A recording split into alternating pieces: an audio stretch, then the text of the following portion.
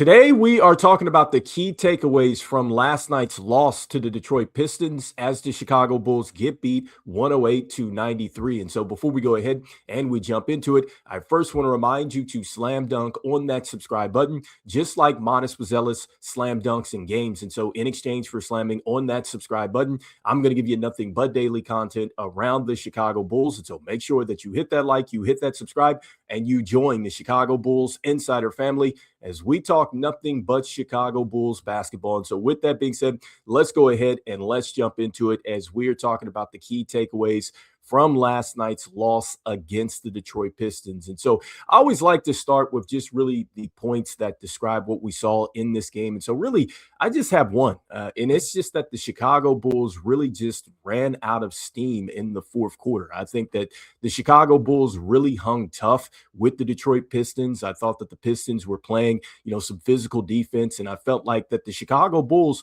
really answered that. And I think that it took until about the third quarter, and I really think towards the end of the third quarter, going into the fourth quarter, where the Pistons would go on a 10-2 run, and then that would set them up for a fourth quarter run where they would outscore the Chicago Bulls 32-16. But I just think that the bottom line here is that the Chicago Bulls really just ran out of gas in this game. And so I love the effort. I love the fight. I just did not like the execution down the stretch. But again, it just looked like a team that just got worn down in the fourth quarter. And so also too, as well, the Chicago Bulls really struggled to stop Isaiah Stewart. I thought that he had really a great game in this game. And so he had 31 points, a +9 in the plus-minus box score. He had 2 blocks. He was 2 of 3 from downtown and 14 of 17 from the field in 30 minutes. And so I know just watching this game, I know just during the broadcast, Stacey King was saying that, hey, you got to start to go out there, especially after he knocked down those 2 threes. And so,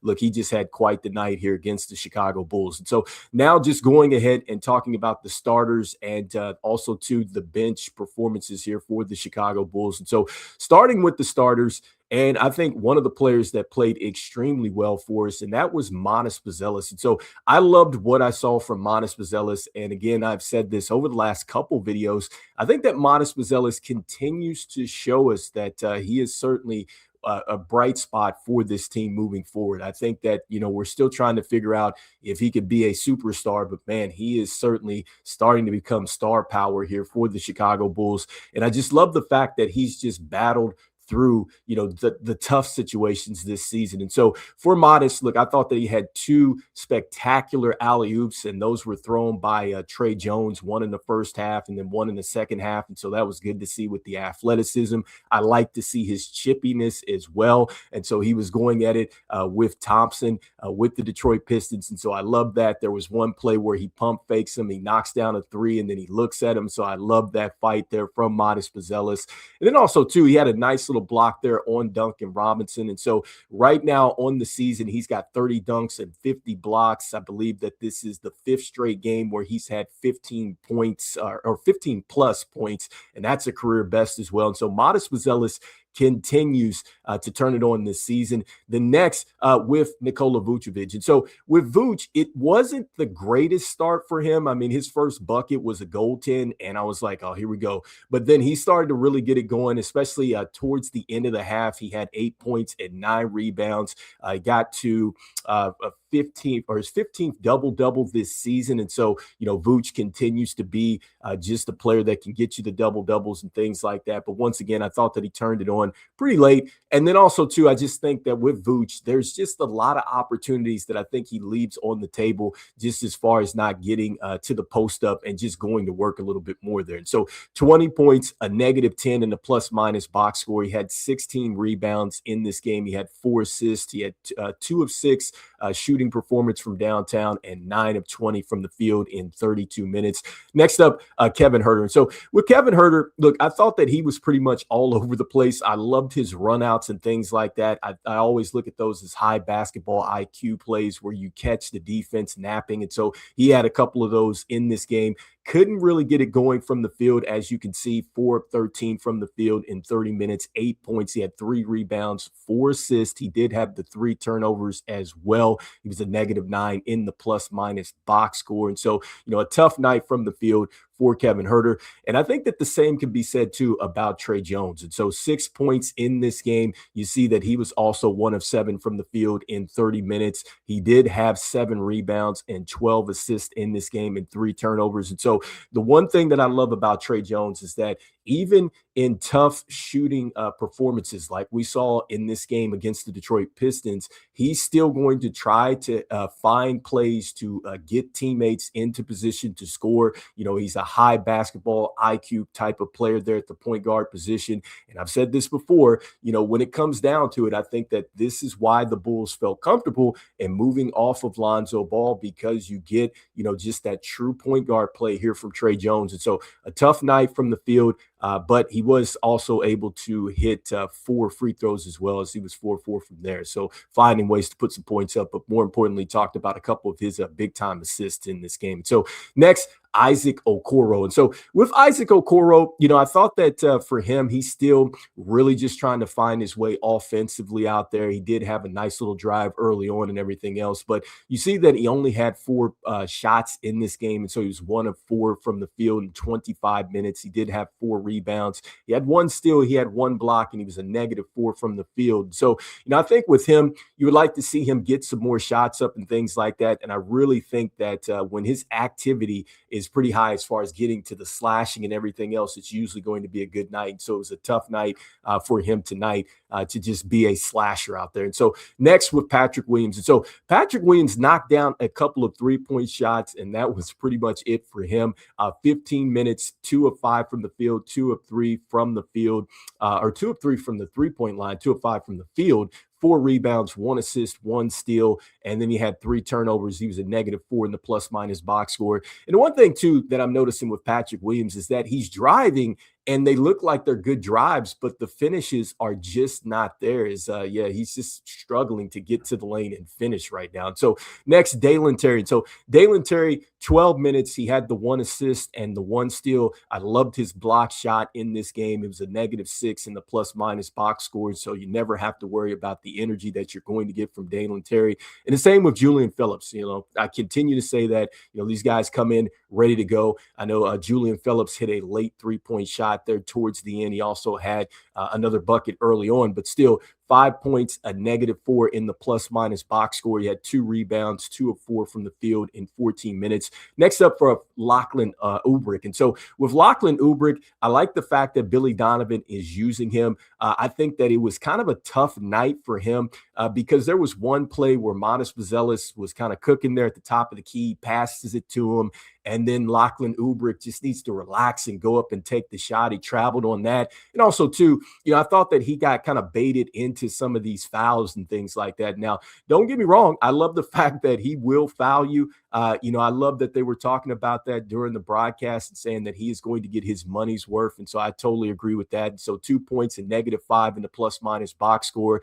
He did have 5 rebounds, 1 of 2 from the field in 16 minutes. And so I like the fact that he will get you the rebounds and everything else. He is not a player that is going to not move the ball along. And so I think that you're going to get some good ball movement with him. But I do think it's just going to be a matter of him just taking those opportunities, because I think right now, you know, defensively, the scouting report, you know, they're not really paying attention to him. So I think that there's shots to be had for him. He's just got to settle down and make those shots. And so next, you see that Javon Carter got in for 2 minutes towards the end. He was a -2 in the plus-minus box score. And then next, Ayo Dosunmu. And so Ayo Dosunmu was certainly a bright spot for the Chicago Bulls, 24 points off the bench. And so you see that he led the Chicago Bulls. His 3-point shooting was on point yesterday. And so he was 4 of 6 from the 3-point line, 10 of 15 from the field, 3 assists, 1 block, and he also had 1 turnover as well. And so,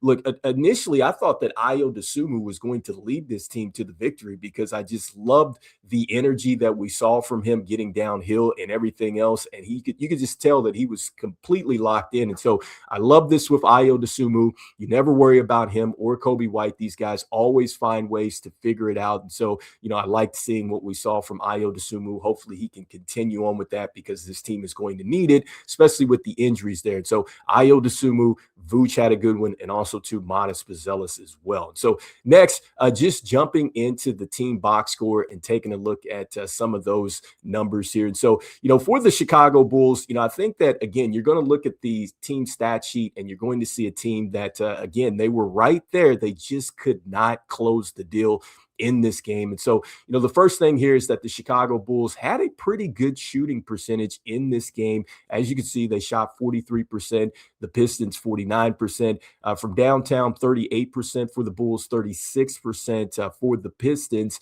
and then the free throw line. And so you see that the Chicago Bulls left a little bit there at the table, and so both teams actually. And so 6 of 9 for the Bulls, 67%, the Pistons 75%, and 6 of 8 for them. Then with the offensive rebounds, you see that the Bulls, the activity was there, 15 to 8, 30 to 31 as far as the defensive rebounds. You see that, the Bulls were right there as far as just what they were doing with the offensive glass in this one, led overall 45 to 39 with the rebounds. And then when it came down to the assists, 35 to 27, the Pistons lead there. And so I think the Pistons really did a good job, especially in the fourth quarter, with moving the ball along and then making the shots count once they got the good passes. And then the steals. And so you see the Pistons lead that 10 to 5, 8 to 8 with the block shots, 17 to 9 with the turnovers. That was another issue. 18 points off of those turnovers. The Pistons just 11 points off their 9 turnovers, 20 to 11 with the fast break points. And so love the fact that this team was getting out and running. In fact, one of Modest Buzelies' highlights, I believe they got it's either a block shot or something like that. And then he runs down, he gets to the corner and he knocks down a 3-point shot. And so the Bulls were locked in as far as just getting out into the open and making baskets that way. And so you see that the Pistons got to that 18-point lead. The Bulls had a 7-point lead. Again, they were right there in this game, just could not close it. And so anyway, you guys let me know in the comments what you guys are thinking as far as the key takeaways from last night's loss against the Detroit Pistons. The team does get set to take on the Miami Heat today. We'll be talking post-game about that today. And also, too, as well, just in looking at this game, I was also seeing that the trade here for Tre Young, now it's official. And so I'm sure everybody has saw this, where Tre Young was moved over to the Washington Wizards. And I find it interesting that he was moved and it wasn't for picks. And so I wonder now if the Bulls are going to shake it up and they're looking to trade off Coby White or, just any of these expiring contracts, are the Bulls going to get the picks that maybe they would want to get in a trade? And so we'll be talking about that on another video, but I find that interesting that Tre Young was moved without picks. And so if you've not got a chance to see this, Tre Young was traded to the Wizards.